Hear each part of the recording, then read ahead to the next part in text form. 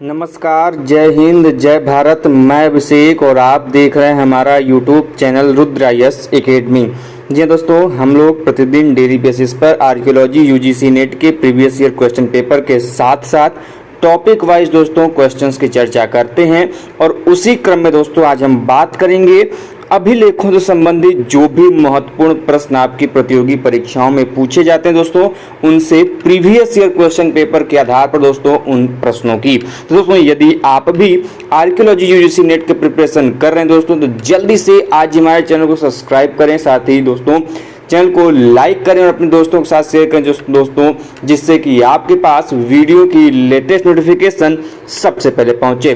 दोस्तों बिना कुछ समय गवाए आइए चलते हैं अपने टॉपिक की तरफ दोस्तों। तो सबसे पहला पॉइंट ये है कि प्रारंभिक संस्कृत अभिलेखों से आपसे प्रश्न पूछते हैं दोस्तों।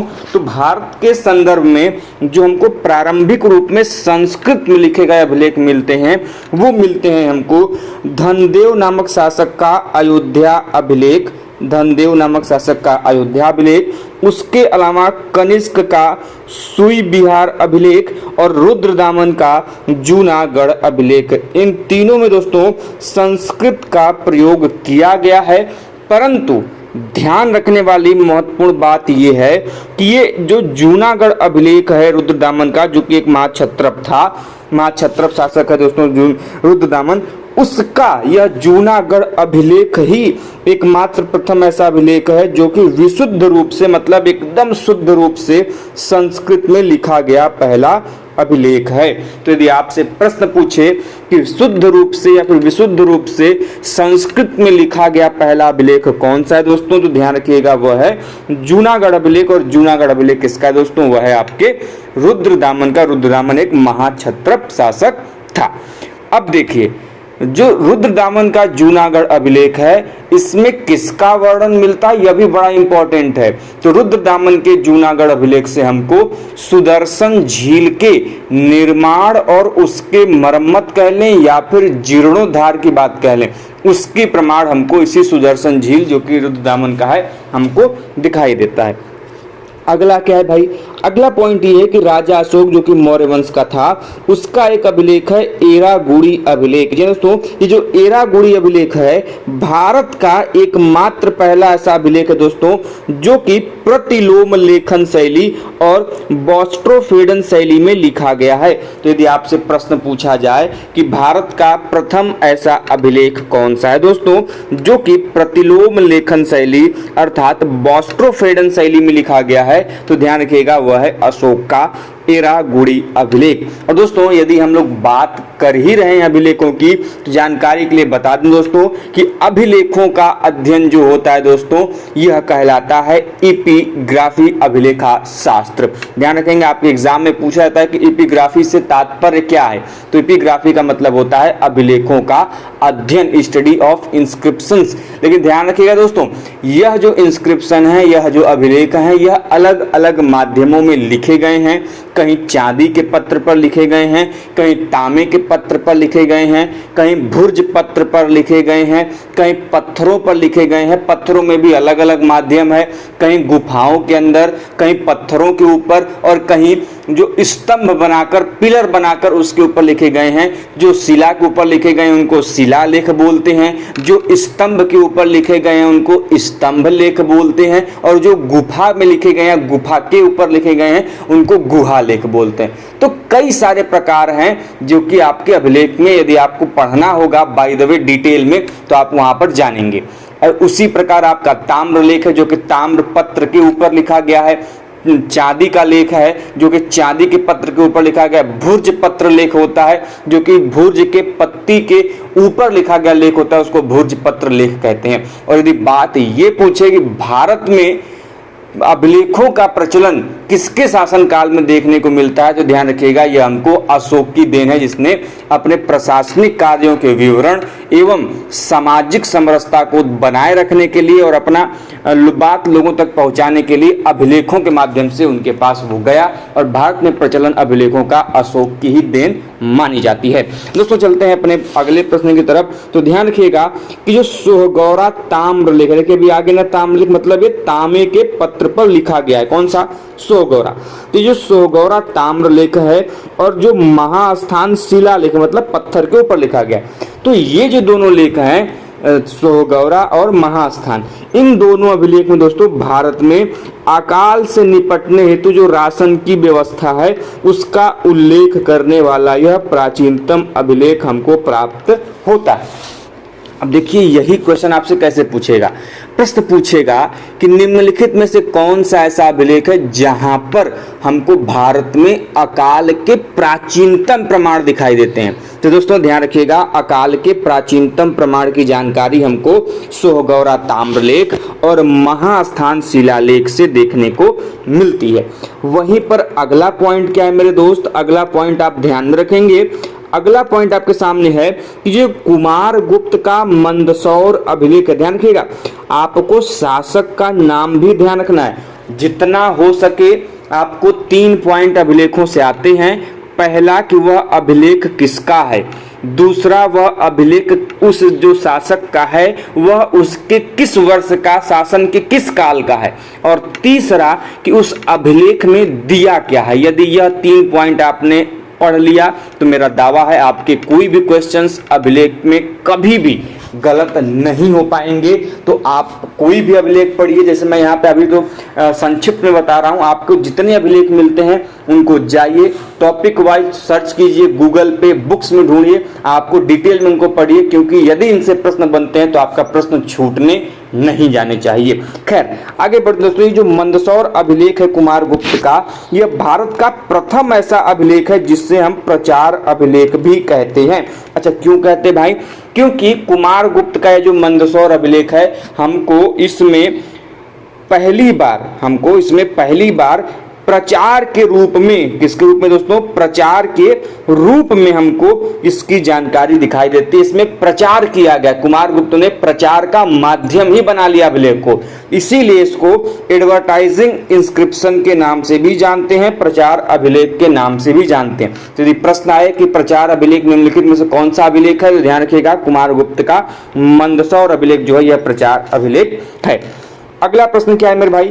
अगला प्रश्न है आपके सामने कि जो भट्टिप्रोलु एवं तक्षशिला अभिलेख हैं, यह एक ऐसे प्राचीनतम अभिलेख है दोस्तों जो कि चांदी के पत्र पर लिखे गए। किस पर लिखे गए हैं?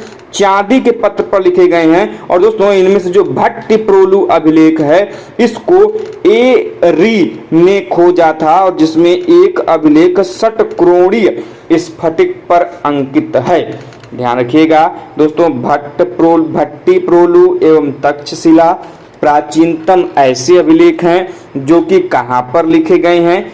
चांदी के पत्र पर लिखे गए हैं, पहली चीज।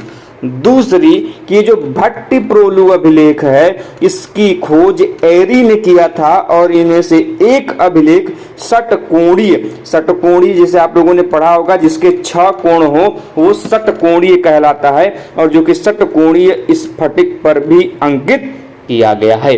तो ध्यान रखिएगा आपके एग्जाम में प्रश्न कैसे आएगा ये भी जान लीजिए। देखिए आपको एक तरफ दे देगा मैचिंग के लिए अभिलेखों के नाम और दूसरे तरफ दे देगा इनके माध्यम।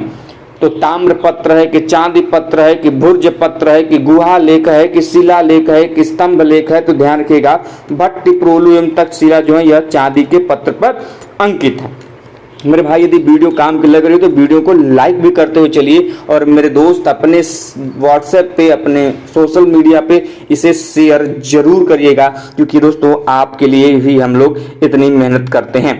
खैर दोस्तों आगे बढ़ते हैं। अगला पॉइंट आपके सामने है कि चंद्रगुप्त द्वितीय का दोस्तों जो मेहरौली लेख है यह लौह स्तंभ पर उत्कीर्ण किया गया है।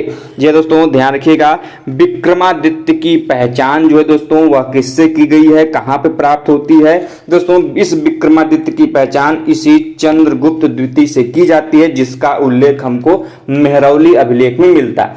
लेकिन महत्वपूर्ण चीज ये है कि ये जो मेहरौली अभिलेख है दोस्तों, न ये पत्थर पर है, न ये चांदी पर है, न ये तांबे पे है, न स्तंभ पे है, न गुहा में है, बल्कि यह एक लोहे के स्तंभ पर वर्णित है। यह अपने आप में बहुत ही इंपॉर्टेंट फैक्ट है जो कि आपको ध्यान में रखना चाहिए कि लोहे पर स्तंभ जो अंकित वो लेख है, वह लेख किसका है? तो चंद्रगुप्त द्वितीय विक्रमादित्य का है, जिसका नाम है मेहरौली लेख।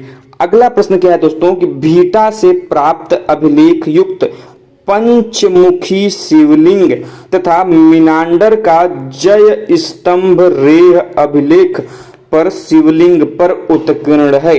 ध्यान रखिएगा दोस्तों कि भीटा से हमको एक ऐसा पंचमुखी शिवलिंग प्राप्त हुआ है जिस पर अभिलेख की प्राप्ति हुई है दोस्तों। साथ में जो मीनांडर शासक था, यवन शासक मीनांडर, उसका जो स्तंभ लेख है जय स्तंभ रेह अभिलेख दोस्तों, यह भी शिवलिंग पर ही क्या है? उत्कीर्ण है। मतलब शिवलिंग बना हुआ है दोस्तों, उस शिवलिंग पर मीनांडर और पंचमुखी जो शिवलिंग है उस पर हमको अभिलेख मिलता है जिसका नाम है जय स्तंभ रेह अभिलेख। और ये भी जान लीजिए कि जो जय स्तंभ रेह अभिलेख है किसका है, ऐसे भी प्रश्न बनेगा, तो ध्यान रखिएगा यह है मीनांडर का। अगला प्रश्न है भाई कि यवन शब्द, हम लोगों ने यवन शब्द पढ़ा है, तो ये यवन शब्द का उल्लेख महाराष्ट्र के नासिक लेख में हमको देखने को मिलता है। तो ये जो महाराष्ट्र का नासिक लेख है दोस्तों, यहाँ से हमको यवन लेख की जानकारी मिलती है। और दोस्तों यह जो नासिक लेख है यह किस भाषा में लिखा गया है? तो यह लिखा गया है प्राकृत भाषा में। दोस्तों ध्यान रखिएगा, किसी भी अभिलेख के दो महत्वपूर्ण इकाई होती हैं, एक होता है आपका लिपि और दूसरा होता है आपका उसका भाषा।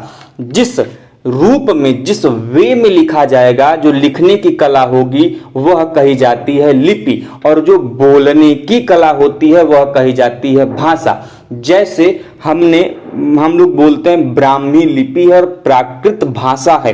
तो जब हम अशोक के अभिलेखों का अध्ययन करेंगे तो जो लिखने का कला है, जिस स्टाइल में अशोक के लिपि लिखे गए हैं, वह लिपि आपको प्राकृत में दिखेगी। और उसी प्राकृत को आपको ब्राह्मी लिपि में लिखा हुआ मिलेगा। जब आप उसको पढ़ोगे तो वह किस रूप में पढ़ा जाएगा? वह पढ़ा जाएगा आपके प्राकृत रूप में। एज लाइक, जैसे वर्तमान में हम लोग, जैसे आपके सामने जो दिख रहा है, जो आप पढ़ रहे हो, जो हमने लिखा, जो प्रिंटेड है, वह लिखा गया है देवनागरी लिपि में, और आप उसको पढ़ रहे हो, मैं बता रहा हूं, आप सुन रहे हो, यह है हिंदी भाषा। तो ऐसे ही लिपि और आपके भाषा होती है। और दोस्तों जो नासिक अभिलेख है इसमें हमको यवन शब्द का प्रयोग मिलता है और नासिक अभिलेख प्राकृत भाषा में लिखा गया है। अगला अभिलेख है दोस्तों जलघट कुंभ अभिलेख। क्या नाम है? जलघट कुंभ अभिलेख। यह अफगानिस्तान के गांधार से इसकी प्राप्ति की गई है। और दोस्तों ये जो जलघट अभिलेख है यह बौद्ध धर्म से संबंधित दानात्मक अभिलेख है। दानात्मक अभिलेख मतलब दान के किए जाने का उल्लेख करता है। क्या करता है? दान के किए जाने का अभिलेख करता है दोस्तों। और यह जो जलघट कुंभ अभिलेख है यह बौद्ध धर्म में जो दान किया गया है उसके बारे में हमें जानकारी देता है। और दोस्तों इस अभिलेख को खोजने का श्रेय जाता है रिचर्ड सैलोमन को। इसको दोस्तों रिचर्ड सैलोमन ने दोस्तों जलघट कुंभ अभिलेख को क्या किया था? खोज निकाला था। और इसमें किसका वर्णन मिलता है? तो बौद्ध धर्म में दान दिए जाने का उल्लेख हमको यहाँ से मिलता है। अगला दोस्तों पॉइंट है कि जो पहलव शासक था जिसका नाम था गोंडोफर्नीस, जो कि दोस्तों इसने एक अभिलेख था इसका तख्ते बाही अभिलेख। क्या है दोस्तों? तख्ते बाही अभिलेख दोस्तों, तथा मथुरा से प्राप्त जो शक शासकों का सिंह शीर्ष अभिलेख है। क्या दोस्तों? सिंह शीर्ष लेख है दोस्तों। इसमें हमको जो लिपि मिलती है वह खरोष्ठी लिपि देखने को मिलती है। तो आपने क्या इसमें पॉइंट ध्यान में रखा? तो आपको ध्यान रखना है कि जो तख्ते बाही अभिलेख है यह किसका है? तो दोस्तों तख्ते बाही अभिलेख है आपका पहलव शासक गोंडोफर्नीस का।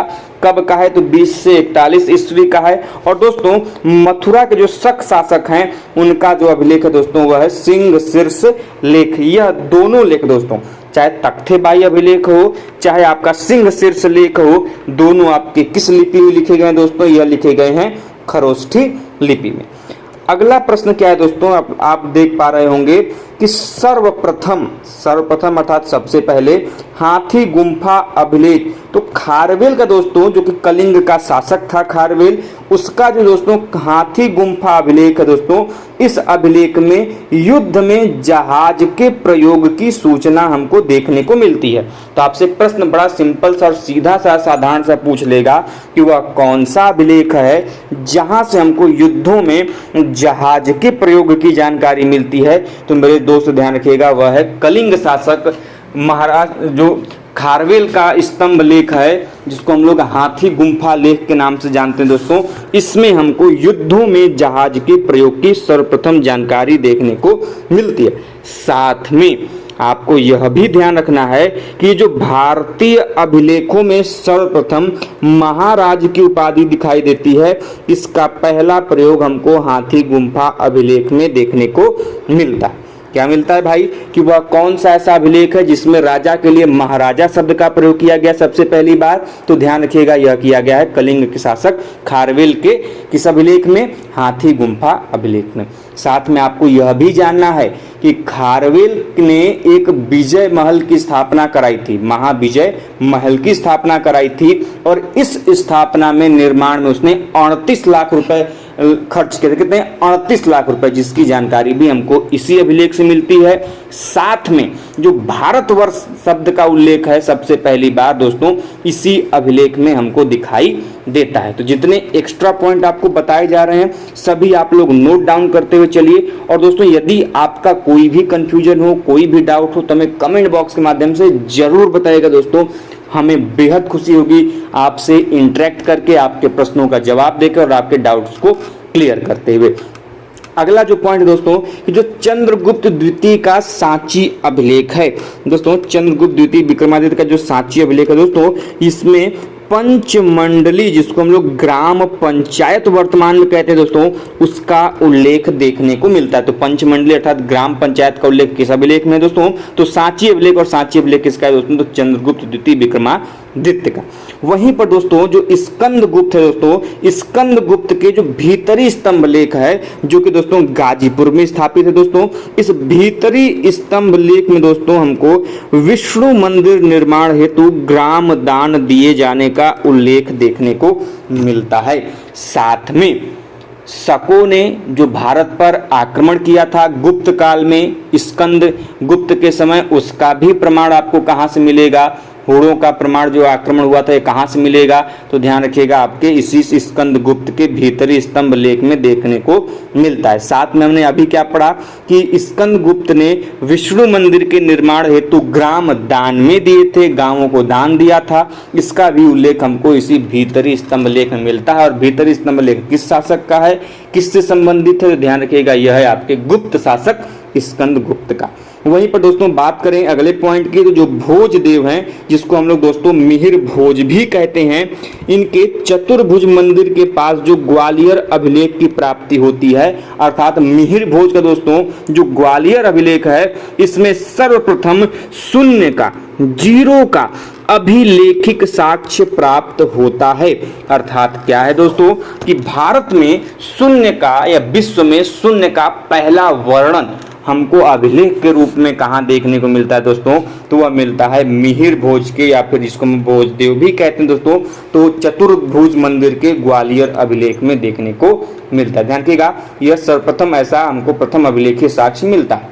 अगला पॉइंट क्या है दोस्तों? अगला पॉइंट है कि शक शासक जिसका नाम है रुद्रदामन, जो कि महाक्षत्रप था, एवं दोस्तों पाल शासक जिसका नाम है गोपाल, को उनकी प्रशस्तियों में, प्रशस्ति का मतलब होता है प्रशंसा करने वाले जो शब्द होते हैं, जो लेख होते हैं, उनको प्रशस्तियां बोलते हैं। जैसे आप लोगों ने पढ़ा होगा प्रयाग प्रशस्त, जो कि समुद्रगुप्त का है। तो प्रशस्ति में, प्रशंसा में जो लिखे गए अभिलेख होते हैं उनको प्रशस्ति बोलते हैं।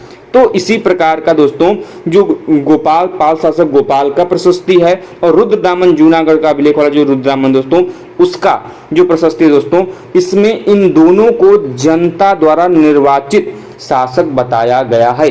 जी दोस्तों ध्यान रखिएगा, रुद्रदामन और गोपाल दोनों को इनके प्रशस्तियों में इनको जनता के द्वारा निर्वाचित क्या बताया गया है? शासक बताया गया है, न कि ये वंश के आधार पर चुने गए थे। तो यह भी चीजें आपको ध्यान में रखनी होंगी। अगला पॉइंट क्या है दोस्तों कि भारत का सबसे बड़ा शिलालेख जो है दोस्तों वह राज प्रशस्ति है, और डॉक्टर कृष्ण जुगनू महोदय के अनुसार यह जो राजसमंद नगर के संस्थापक महाराणा राज सिंह के काल का है। तो भारत का सबसे बड़ा शिलालेख का नाम क्या है? राज प्रशस्ति है। किस शासक से संबंध स्थापित करते हैं श्री कृष्ण जुगुन? दोस्तों यह स्थापित करते हैं राजसमंद नगर के संस्थापक महाराणा राज सिंह से। और दोस्तों इसकी जो तिथि मानी जाती है इस राज प्रशस्ति की, जो कि भारत का सबसे बड़ा अभिलेख है, शिलालेख माना जाता है दोस्तों, इसकी प्रशस्ति मानी जाती है विक्रम संवत 1736 में, अर्थात दोस्तों 1679 ईस्वी में इसकी तिथि मानी जाती है। और दोस्तों चलते हैं अगले पॉइंट की तरफ। अगला पॉइंट आपके सामने है कि अश्वमेध यज्ञ की सूचना देने वाला पहला अभिलेख कौन सा है? तो दोस्तों हमने पहला पॉइंट जो आपको बताया था कि संस्कृत के 3 अभिलेख हमने आपको बताए थे। एक धनदेव का अयोध्या अभिलेख जो कि अयोध्या का शासक था, दूसरा कनिष्क का सुई बिहार अभिलेख, और तीसरा हमने आपको बताया था रुद्रदामन का जूनागढ़ अभिलेख, जो कि तीनों किस भाषा में लिखे गए हैं? संस्कृत में लिखे गए हैं। लेकिन साथ में हमने आपको वहां पर ये स्पेसिफाइड भी कर दिया था कि विशुद्ध संस्कृत में, एकदम शुद्ध संस्कृत में कौन सा लिखा गया? तो रुद्रदामन का जूनागढ़ अभिलेख है। तो उसी में से जो धनदेव का अयोध्या अभिलेख था दोस्तों, यह जो धनदेव का अयोध्या अभिलेख दोस्तों, यह पहला ऐसा अभिलेख है जहां पर दोस्तों हमको अश्वमेध यज्ञ किए जाने की जानकारी देखने को मिलती है। बहुत इंपॉर्टेंट है, ध्यान में रखिएगा। अब यही प्रश्न अभी तो अभिलेख से है, लेकिन यही प्रश्न यदि सिक्कों से आ जाए कि वह कौन सा ऐसा शासक है जिसने अश्वमेध प्रकार यज्ञ के सिक्के चलाए थे, तब मामला इसमें गड़बड़ हो जाएगा। ध्यान रखिएगा, तब हो जाएगा गुप्त वंश के शासक समुद्रगुप्त के सिक्के हमको वीणावादन प्रकार के, अश्वमेध प्रकार के देखने को मिलते हैं। ये दोनों सिक्के बहुत इंपॉर्टेंट है समुद्रगुप्त के पॉइंट ऑफ व्यू से, इसलिए आप लोग इसे जो प्रश्न क्वाइन से पूछे जाते हैं, मुद्राओं से पूछे जाते हैं, उसकी वीडियो मैंने ऑलरेडी यूट्यूब पे डाल चुके हैं। आप प्लेलिस्ट सेक्शन में जाइए, वहां से आप देख सकते हैं। अगला पॉइंट क्या है मेरे दोस्त कि कदम्ब राजवंश के अभिलेखों में निग्रंथ, यापनीय, कुर्चक और श्वेत पत्र आदि जैन संप्रदायों का उल्लेख देखने को मिलता है। तो आपको ध्यान में कैसे रखना है कि जो जैन धर्मों से संबंधित संप्रदायों का उल्लेख किस राजवंश के अभिलेखों में देखने को मिलता है, तो वह हमको कदम्ब राजवंश के अभिलेखों में देखने को मिलता है। और वे जो शब्द इस अभिलेखों में देखने को मिलते हैं वह मिलते हैं निग्रंथ, यापनी, कुर्चक और श्वेत पत्र देखने को मिलते हैं। वहीं पर दोस्तों अगला जो पॉइंट है कि कन्नड़ भाषा एवं कन्नड़ लिपि का प्रथम अभिलेख किसका है? तो वह है दोस्तों कदम्ब शासक काकुत्स्वर्मा का हेलमिडी अभिलेख जो है दोस्तों, वह कन्नड़ भाषा एवं कन्नड़ लिपि का पहला ऐसा अभिलेख हमको देखने को मिलता है। और दोस्तों यह किस शासक का है? तो यह है कदम्ब शासक, कदम्ब राजवंश के शासक जिसका नाम है काकुत्स्वर्मा, और अभिलेख का नाम है दोस्तों हेलमिडी अभिलेख। किस भाषा किस लिपि में लिखा गया है? ध्यान रखिए, हर एक पॉइंट, हर एक फैक्ट आपको ध्यान रखना है। सबसे पहले कि अभिलेख का नाम क्या है? हेलमिडी अभिलेख है। किस शासक का है? तो काकुत्स्वर्मा का है। काकुत्स्वर्मा फिर राजवंश भी सीधे पूछ देता है, कभी कभी राजा का नाम ना देकर राजवंश पूछता है, राजवंश पूछेगा तो कदम्ब राजवंश। किसका उल्लेख मिलता है भैया, क्या इसमें इंपॉर्टेंट है? तो कन्नड़ भाषा एवं कन्नड़ लिपि का पहला प्रयोग हमको इसी अभिलेख में देखने को मिलता है। साथ में आपको ध्यान रखना है कि पुलकेशिन प्रथम, द्वितीय की बात नहीं कर रहे भैया, पुलकेशिन प्रथम की बात कर रहा है। इस पुलकेशिन प्रथम का जो बादामी अभिलेख है दोस्तों, यह भी कन्नड़ भाषा के प्राचीनतम शिलालेखों में शामिल किया जाता है। इंपॉर्टेंट है, ध्यान में रखिएगा। वहीं पर दोस्तों कन्नड़ भाषा के सदृश्य तुलु नामक द्रविड़ भाषा के अभिलेख हमको कहां से मिलते हैं? यह मिलते हैं दोस्तों हमको कर्नाटक के क्षेत्रों से। वहीं पर बात करें दोस्तों कि सर्वप्रथम जो वेंगी के पूर्वी चालुक्य के वंश हैं दोस्तों, इन्होंने अपने लेखों में तेलुगु भाषा का प्रयोग किया था। यदि प्रश्न पूछा जाए कि सर्वप्रथम तेलुगु भाषा का प्रयोग किस राजवंशीय शासकों ने किया था, तो ध्यान रखिएगा इनका प्रयोग किया था वेंगी के पूर्वी चालुक्य राजवंशों ने। वहीं पर बात करें दोस्तों कि गढ़वालों के अभिलेखों में सर्वप्रथम तुरुस्क दंड कर एवं जल कर का उल्लेख हुआ है। बहुत ही इंपॉर्टेंट है, आप सभी को इसको नोट कर लेना चाहिए तुरंत कि तुरुस्क दंड कर एवं जल कर का अभिलेख हमको कहां से, किस शासकों के अभिलेख से मिलता है? तो ध्यान रखिएगा, यह मिलता है गढ़वालों के अभिलेख से। गढ़वाल वंशी जो अभिलेख है दोस्तों, वहां से इसकी जानकारी मिलती है। वहीं पर दोस्तों जो सप्ताह के दिन हम लोग जानते हैं, इन सप्ताहों के दिन का सर्वप्रथम उल्लेख हमको कहां से प्राप्त होता है दोस्तों? तो इसकी प्राप्ति होती है एरण अभिलेख से।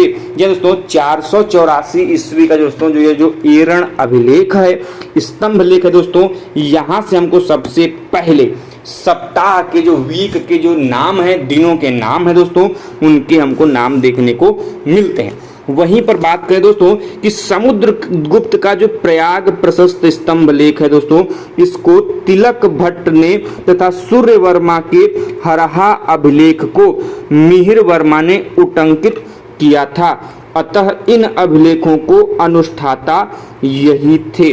दोस्तों ध्यान रखिएगा, ये पॉइंट बहुत इंपॉर्टेंट है आपके एग्जाम के लिए। वहीं अगले पॉइंट की तरफ बढ़े दोस्तों, तो अगला पॉइंट है कि यशोवर्मन का जो दोस्तों मंदसौर अभिलेख है। देखिए अभी हम लोगों ने पढ़ा कुमार गुप्त का मंदसौर अभिलेख, तो कंफ्यूज नहीं होंगे, दोनों के डाटा अलग अलग हैं, दोनों के जो उल्लेख की जो जानकारी दोनों अलग अलग है।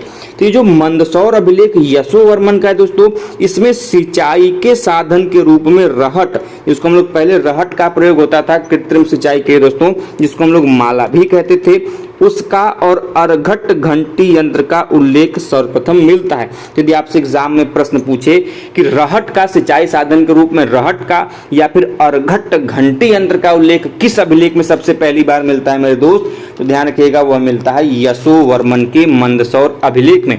और इतना भी जान लीजिए, आपके एग्जाम में दोनों ऑप्शन में रहेंगे, कुमार गुप्त का मंदसौर अभिलेख, यशोवर्मन का मंदसौर अभिलेख। तो ध्यान रखिएगा, यह जो रहट का हमको उल्लेख मिलता है, यह यशोवर्मन के मंदसौर अभिलेख में देखने को मिलता है। वहीं पर दोस्तों यदि हम बात करें कि सती प्रथा का प्रथम साक्ष्य पहला उल्लेख कहाँ मिलता है दोस्तों, तो गुप्त वंशीय जो दोस्तों अभिलेख है एरण अभिलेख, जो कि 191 कह लें, अर्थात 510 ईसा पूर्व की बात करें दोस्तों, वहां से सती प्रथा का उल्लेख सबसे पहली बार किया गया है। सती प्रथा का उल्लेख किस अभिलेख में है दोस्तों, तो यह है आपके एरण अभिलेख में। वहीं बात करें दोस्तों कि सर्वप्रथम कुषाण लेखों में हम पहली बार प्राप्त करेंगे कि दंड नायक और महादंड नायक जैसे अधिकारी भी उस समय निवास करते थे, उनके शासनकाल में होते थे। तो आपको एग्जाम के लिए ध्यान रखना है कि दंड नायक और महादंड नायक जैसे अधिकारियों का उल्लेख किस अभिलेखों में मिलता है, तो यह हमको कुषाण अभिलेखों में देखने को मिलता है। वहीं पर बात करें दोस्तों कि जो सातवाहन शासकों के अभिलेख हमको देखने को मिलते हैं दोस्तों, इन सातवाहन शासकों के अभिलेख में महासेनापति, महारथी और महाभोज जैसे सामंतों का भी उल्लेख देखने को मिलता है। दोस्तों आपको जानकारी के लिए बता दूं कि जो सातवाहन साम्राज्य था, सातवाहन राजवंश था, यह भारत के संदर्भ में द्वितीय ऐसा काल हमको देखने को मिलता है जो कि दोस्तों मातृसत्तात्मक था। अर्थात जो समाज था सातवाहन साम्राज्य का, उसमें महिला प्रधान समाज था। क्योंकि आप देखोगे जब राजाओं के नाम पढ़ोगे, जैसे वशिष्ठी पुत्र पुलमावी, गौतमी पुत्र सातकर्णी, तो आप देखोगे कि इनके शासक जो हैं अपने माताओं के नामों को अपने नामों के पहले धारण करते थे। इसीलिए ऐसा अनुमान लगाया जाता है, और जो सामाजिक गतिविधियां हमको प्राप्त होती हैं, जो उल्लेख प्राप्त होते हैं कि मातृसत्तात्मक समाज रहा होगा आपका सातवाहन काल का आपका पीरियड। वहीं पर एक और अन्य है, हमने बताया दूसरा है, तो पहला कौन सा है? पहला समाज वह है इंडस वैली सिविलाइजेशन का, सिंधु घाटी सभ्यता का जो समाज है दोस्तों, वह भी मातृसत्तात्मक समाज है, क्योंकि हमें वहां पे मदर गॉडेस की मूर्तियां, मातृ मूर्तियां जो है दोस्तों वहां पे हमको भर भर के देखने को मिलती हैं, जिससे यह अनुमान लगाया जाता है कुछ समय जो समाज रहा होगा वह महिला प्रधान समाज रहा होगा। आगे बढ़ते दोस्तों, अगला पॉइंट है कि वैन्य गुप्त का दोस्तों जो गुणधर अभिलेख है, इस गुणधर अभिलेख में दोस्तों हमको सबसे पहले महासामंत एवं सामंत शब्द का उल्लेख देखने को मिलता है। यदि आपसे प्रश्न पूछा जाए कि महासामंत एवं सामंत शब्द का उल्लेख सबसे पहले किस अभिलेख में मिलता है या फिर किसके अभिलेख में मिलता है, तो दोस्तों यह मिलता है गुणधर अभिलेख में, और दोस्तों यह है आपके वैन्य गुप्त का ये गुणधर अभिलेख। वहीं पर बात करें दोस्तों आपके कि जो जौनपुर मस्जिद है दोस्तों, उसके दरवाजे पर एक उत्कीर्ण लेख मिलता है दोस्तों, जिनमें 3 मौखरी शासकों, मौखरी राजवंश के शासक दोस्तों, जिसके नाम है हरिवर्मा, आदित्य वर्मा और ईश्वर वर्मा, के शासकों के नाम दोस्तों, उनके कार्यों का विवरण हमको वहां से देखने को मिलता है। तो यदि आपसे प्रश्न पूछे कि जौनपुर मस्जिद के दरवाजों पर किन राजवंशों के शासकों का उल्लेख वहां पर है, उनके नाम उनके कार्यों का, तो ध्यान रखिएगा हरि वर्मा, आदित्य वर्मा और ईश्वर वर्मा। यह किस राजवंश से संबंधित हैं? यह मौखरी राजवंश से संबंधित हैं। आगे बढ़ते दोस्तों, अगला पॉइंट आपके सामने कि 7वीं सदी के जो अभिलेख है दोस्तों, जिसको कुडुमिलेमलाई अभिलेख कहते हैं दोस्तों, इसमें हमको सप्त शास्त्रीय रागों के स्वरों की व्याख्या मिलती है। हम लोग जो सप्त शास्त्रीय स्वर हैं, सारे गामा पाधा निशा दोस्तों, यह जो इसकी प्राप्ति होती है दोस्तों, यह हमको प्राप्त होता है 7वीं सदी का 7th सेंचुरी का जो कुडुमिलेमलाई अभिलेख है दोस्तों, वहां से इसकी प्राप्ति होती है। इसीलिए यह जो अभिलेख है दोस्तों, इसको हम लोग संगीत अभिलेख, म्यूजिकल इंस्क्रिप्शन के नाम से भी जानते हैं। तो ध्यान रहे, संगीत अभिलेख, म्यूजिकल इंस्क्रिप्शन कौन सा अभिलेख है दोस्तों? तो वह है आपका कुडुमिलेमलाई अभिलेख। किस समय का है दोस्तों? तो यह 7वीं सदी का है और इसे संभवतः दोस्तों पल्लव शासक महेंद्र वर्मन ने पल्लव ग्रंथ लिपि में लिखा था और लेख का प्रारंभ भी दोस्तों सिद्धम नमः शिवाय से होता है। तो ध्यान रखिएगा, वह कौन सा अभिलेख है जिसकी शुरुआत सिद्धम नमः शिवाय से होता है और उसे संगीत अभिलेख भी कहते हैं दोस्तों। तो ध्यान रखिएगा, वह अभिलेख है आपका कुडुमिलेमलाई अभिलेख। और दोस्तों यह माना जाता है किस शासक का है दोस्तों? तो यह माना जाता है कि पल्लव शासक महेंद्र वर्मन का है। दोस्तों यदि वीडियो काम की लग रही हो कि दोस्तों हमारे वीडियो को लाइक जरूर करिएगा और अपने दोस्तों के साथ शेयर जरूर करिएगा दोस्तों। और अभी तक हमारे आपने चैनल को सब्सक्राइब नहीं किया है तो चैनल को सब्सक्राइब करने के साथ बेल आइकन को प्रेस करें, जिससे कि दोस्तों आपके पास वीडियो की लेटेस्ट नोटिफिकेशन सबसे पहले बनती रहे। आगे बढ़ते दोस्तों, अगला पॉइंट की जो तमिल अभिलेखों को खोजने एवं पढ़ने का श्रेय जाता है दोस्तों, यह जाता है ई हुल्स को। किसको जाता है दोस्तों? तो तमिल अभिलेखों से संबंध किसका है, आपके एग्जाम में पूछा जा सकता है दोस्तों। तो यह संबंध है ई हुल्स का। और दोस्तों जो मैकेंजी हैं, मैकेंजी ने दोस्तों कुल दक्षिण भारत से लगभग 8000 अभिलेखों का संग्रह प्राप्त किया था। जी हाँ दोस्तों, किसने? मैकेंजी ने। और तमिल अभिलेखों को पढ़ने एवं खोजने की श्रेय की बात करें तो वह थे ई हुल्स। अगला पॉइंट क्या दोस्तों कि तमिल संस्कृत भाषा के द्विभाषी अभिलेख पल्लव शासकों द्वारा शुरू किया गया था। तो यदि आपसे प्रश्न पूछे कि तमिल संस्कृत भाषा के द्विभाषी अभिलेख सर्वप्रथम किन शासकों ने शुरू किए थे दोस्तों, तो इनकी शुरुआत की गई थी पल्लव शासकों द्वारा। वहीं पर दोस्तों चोल एवं पांड्य राजाओं ने भी तमिल संस्कृत तमिल वाले द्विभाषी अभिलेख निर्मित निर्गत किए थे।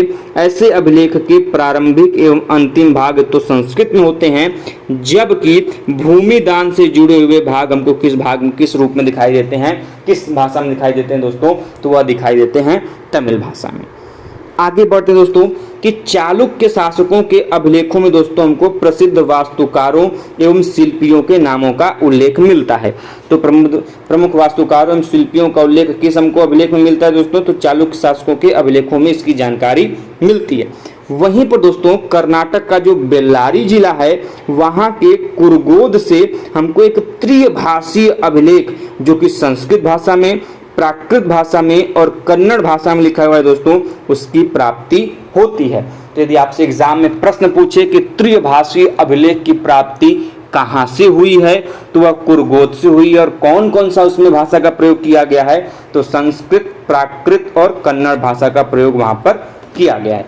वहीं पर दोस्तों चोल शासकों के अभिलेखों में हमको संस्कृत, तमिल, तेलुगु एवं कन्नड़ भाषाओं के प्रयोग की जानकारी हमको मिलती है। किसके शासकों में? चोल शासकों में। कौन कौन सी भाषा? तो संस्कृत, तमिल, तेलुगु और कन्नड़। अगला पॉइंट दोस्तों कि चोल शासकों में सर्वप्रथम राज प्रथम जो है दोस्तों, इसने राजकीय अभिलेखों के आरंभ में ऐतिहासिक भूमिका, जिसको हम लोग आजकल आपके बुक में प्राकथन दिया होता है, उसको देने की प्रथा चलाई थी। यदि आपके एग्जाम में प्रश्न पूछे कि सर्वप्रथम राजकीय अभिलेखों में ऐतिहासिक भूमिका प्राकथन देने की प्रथा किस शासक द्वारा चलाई गई दोस्तों, तो यह चलाई गई चोल शासक राज प्रथम के द्वारा। दोस्तों यह राजराज प्रथम वही है जिसने बृहदेश्वर मंदिर का निर्माण कराया था। और बृहदेश्वर मंदिर से एक बड़ा इंपॉर्टेंट प्रश्न पूछा जाता है कि वह कौन सा ऐसा मंदिर है जिसमें 2 गोपुरम का निर्माण किया गया है, 2 गोपुरम की प्राप्ति होती है। तो ध्यान रहे दोस्तों, वह बृहदेश्वर मंदिर है। और दोस्तों यह जो अभिलेख है राजराज प्रथम का, उसमें उसके शासनकाल के 2 से 31 वर्ष के बीच की घटनाओं का वर्णन हमको जानकारी में देखने को मिलता है। वहीं पर दोस्तों जो चोल शासक राजेंद्र द्वितीय है, जिसका शासनकाल 1052 से लेकर 1063 के बीच में, जो अभिलेखों में सर्वाधिक राजस्व शब्दावलियों का उल्लेख हमको देखने को मिलता है। किस शासक के अभिलेखों में दोस्तों? तो राजेंद्र द्वितीय के शासनकाल के अभिलेखों में देखने को मिलता है। और आज का अंतिम पॉइंट दोस्तों, जो कि जाते जाते आपको बताना चाहूंगा कि संपूर्ण चोल वंश में, चोल साम्राज्य में राजाधिराज प्रथम के मणिमंगलम अभिलेख से ही हमको अश्वमेध यज्ञ की जानकारी मिलती है। तो चोल वंश का वह कौन सा शासक है जिससे कि दोस्तों हमको अश्वमेध यज्ञ की जानकारी मिलती है दोस्तों? तो राजाधिराज प्रथम के मणिमंगलम अभिलेख से हमको अश्वमेध यज्ञ की जानकारी मिलती है। और अश्वमेध यज्ञ का सबसे पहली बार प्रमाण हमको कहां देखने को मिलता है? तो हमने अभी कुछ देर पहले बताया कि अयोध्या का शासक जो धनदेव है, उसके धनदेव के अयोध्या अभिलेख से हमको अश्वमेध यज्ञ के प्रथम जानकारी के प्रमाण देखने को मिलते हैं। दोस्तों कुछ इस प्रकार से हमने आपके साथ आज अभिलेखों संबंधित महत्वपूर्ण जानकारियां साझा की। वीडियो कैसा लगा हमें दोस्तों कमेंट बॉक्स के माध्यम से जरूर बताइएगा। और जाते जाते दोस्तों यदि आपने हमारे चैनल को सब्सक्राइब नहीं किया है तो मेरे दोस्त आप सभी से निवेदन है, चैनल को सब्सक्राइब करें, बेल आइकन को प्रेस करें और दोस्तों अपने व्हाट्सएप पे, अपने सोशल मीडिया अकाउंट्स पे हमारे इस चैनल को शेयर जरूर करें। मिलते हैं दोस्तों ऐसे ही अपडेट और इन्फॉर्मेशन साथ नेक्स्ट वीडियो में। तब तक के लिए जुड़े रहिए। जय हिंद, जय भारत, हर हर महादेव।